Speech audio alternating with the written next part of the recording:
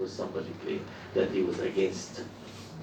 He was not against, and Yasser Arafat was not against. In fact, in 1971, we also had very tense relation with Pakistan. Maybe if you go a little bit back to the history, you will find that out. So this is a correction for people who try to mislead the nation in Bangladesh that Palestine did not stand with us. And when Israel sent a letter, the foreign minister of Israel sent a letter to Bangladeshi foreign minister at that time, recognizing Bangladesh. It was the same minister. He rejected the letter, and this man is still alive till today, Mr. Kamal. I think he was Kamal, right? He was the foreign minister, Kamal. Dr. Kamal? Yes, Dr. Kamal Hussein. He was the one who rejected this, the recognition. It's also, this is for the history, to be clear, because some people try to play games in this issue. That Bangladesh wanted to establish a relation with Israel, but those forces, the same forces who assassinated Sheikh Mujibur Rahman, those are the people who rejected. It's madness, absolutely madness. It was the foreign minister of Bangladesh who's still alive till today. You can go and ask him. You asked me about Gaza, sister, right?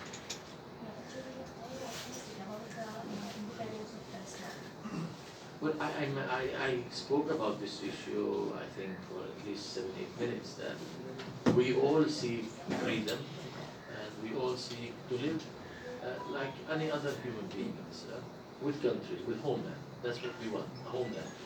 And for that, for the sake of peace, we accepted 22% of our country. But what we see today is that even the 22%, which is about 6,300 kilometers, this is half of it is controlled by the Israeli settlements. So where is our land? Where should we build the state? We cannot have a second floor, right? So I don't see it. Unfortunately, I want it. I don't see it. Where is it? So that's why I'm saying that I think one state solution is also possible. Unless if Israel is willing to accept to withdraw its territory, to take these people back again to the 1948 and give us all the 22%. We accept. So I mean that we have many options. That's what I mean. We have many options. If we really want peace, we want peace. But do they want peace? Well, clearly lately they said we don't want. There is no state. There will be no state.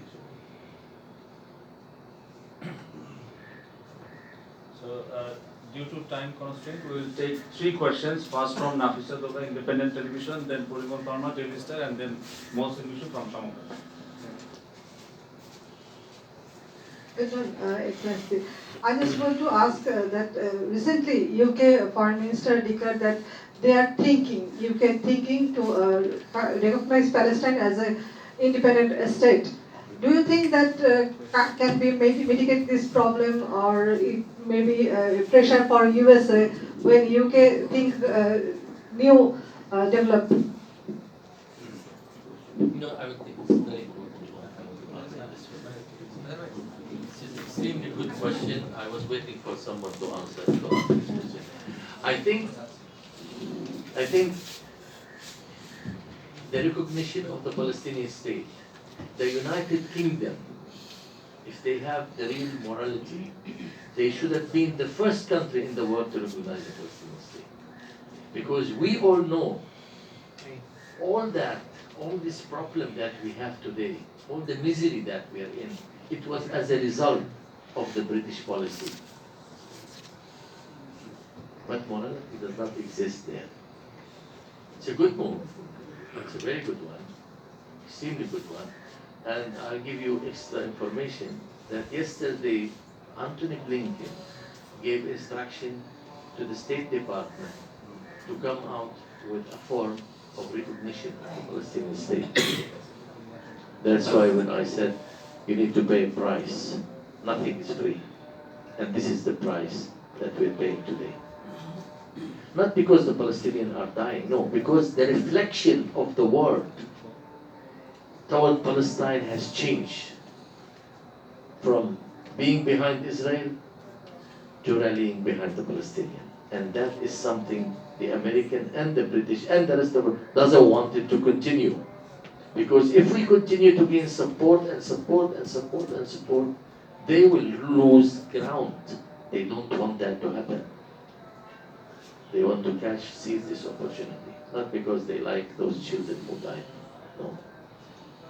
Because they forgot us for 75 years. Now they remember us. This is one of the objective, the question, the answer of my brothers here. Why the 7th of October? Good morning, Excellency. This is H.E.Mr from H.E.Mr. As you said that you can now build upon the ICJ case. What challenges do you see ahead regarding this case? And what sort of assistance do you expect from Bangladesh, as it has been second to supporting South Africa? And the other one is that in favor of Palestinian people, Houthi is attacking the ships, which have impacts everywhere, including on Bangladesh. So would you condemn this attack on the ships, that are carrying products and affecting us? We are the only people in this world we have no right to condemn except one. The people who took our land by force and threw us out. This should be clear. We have no right to condemn people who from their heart try to help us and stand with us. They take right approach, wrong approach, that's not my business. But their intention is what? Is to help, right? How can I condemn someone who tried to help me?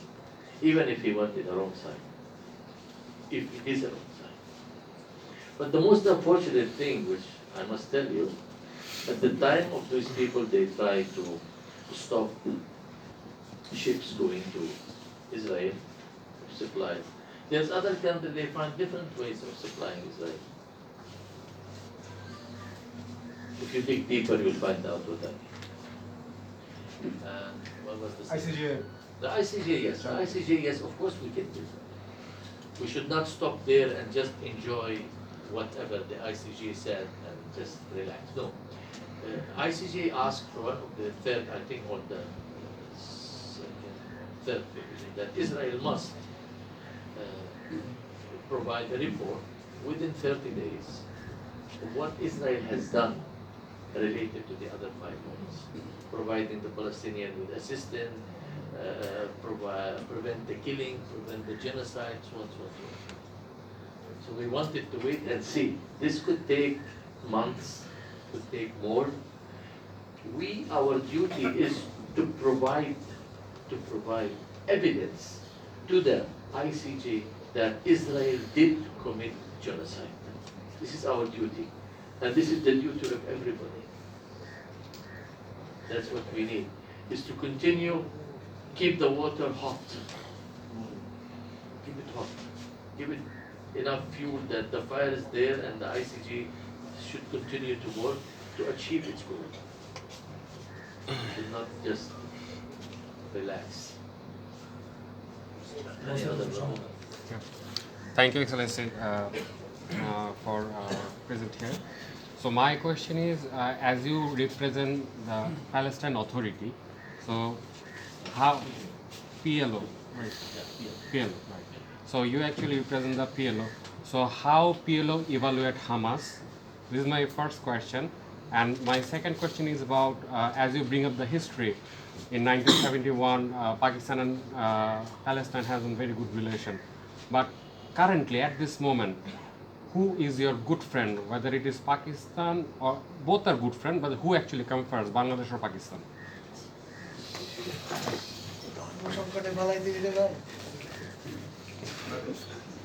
Well, you can understand the results from the smile of your face. It's a direct question. Okay, brother. What was the first question? Regarding how you actually evaluate Hamas. Okay, Yeah. PLO. Okay, let me explain. PLO was recognized in 1974 as the sole legitimate representative of the Palestinian people. That time Hamas did not exist.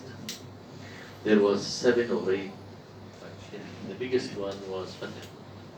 And then there was Palestinian Front, Palestinian Liberation Front, Palestinian Movement, and so on, so on, so on.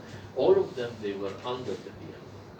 They were members of the executive committee of the PLO. Later on, Hamas was created. And Hamas have this agreement with the policy of the PLO. And then later on, they agreed with the policy of the PLO. That, okay, we accept that PLO. And they don't say that they are not the representative. Even Hamas says that PLO is the representative of the Palestinian people. They say that. How does the PLO, when someone sacrifice everything, and the most important thing is life, right? Is there anything more important than your life? Nothing. When somebody is willing to give that and giving that, how would you, do you have the right to evaluate him? It's he who has the right to evaluate you. Hamas or whoever is carrying a weapon and fighting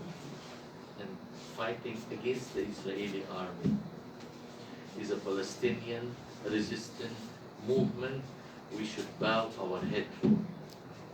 No matter we are from the left part of Palestine or we are left wing or central or right, it doesn't matter. We all want the same thing. That should be clear. Yeah. And my second Or part of Pakistan or Bangladesh. You know, it's like you ask a father, which son do you like more? Or which brother you like? Look, no, let me explain to you, brother. Let me explain. Whatever Pakistan committed during 1970, which is horrible, we all believe it's horrible. It's terrible. But do you want to punish the generation after that? Do you punish the father? Do you punish the son for the father, what the father did?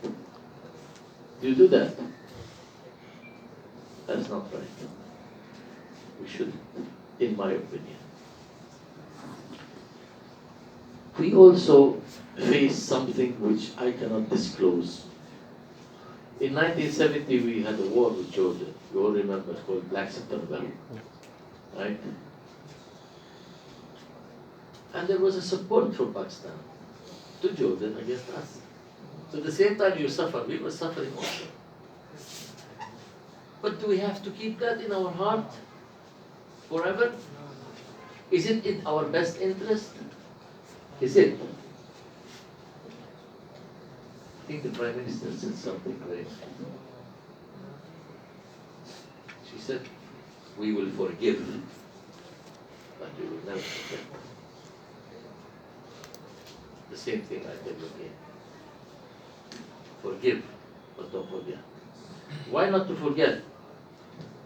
Because you don't want the same thing to happen in the future. And I fully support the Prime Minister of exactly what she said. We forgive, but we do not forget. Bangladesh sent troops to Palestine. In September 1974, there was 40 to 50 Bangladeshi came to help and fight the Palestinians, with the Palestinians. Part of them died. And later on, more and more and more people came. They did that to the Palestinian people. Bangladesh stood with us from day one.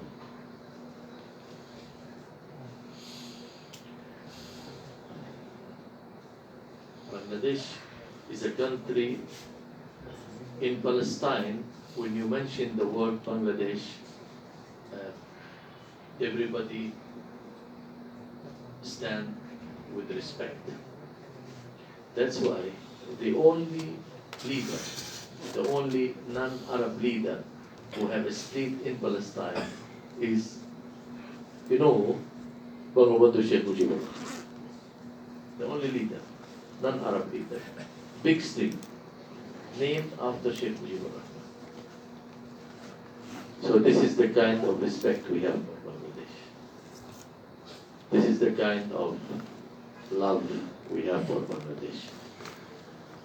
In 2012, 2014, 2018, and 2021, and 2023, first country, people, talk about the people, normal people, who came forward to make a big donation was the Bangladesh.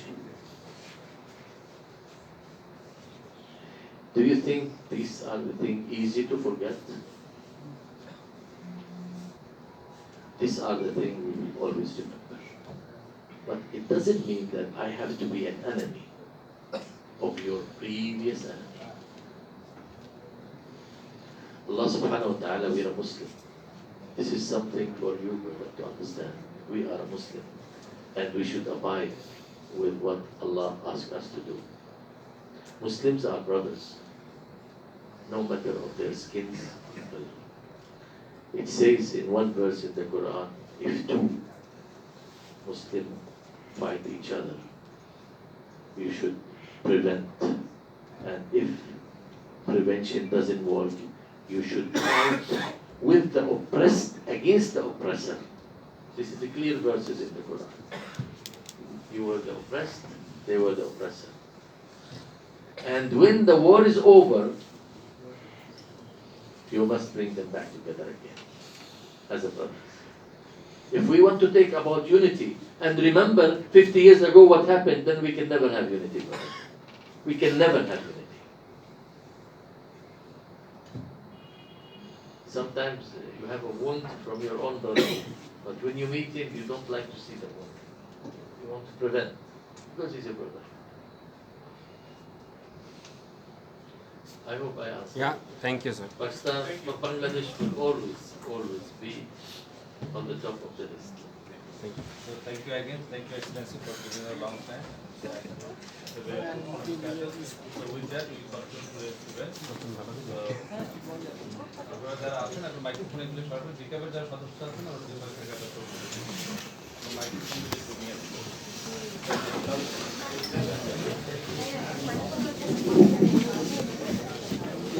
কি তুমি আগে না পাকিস্তান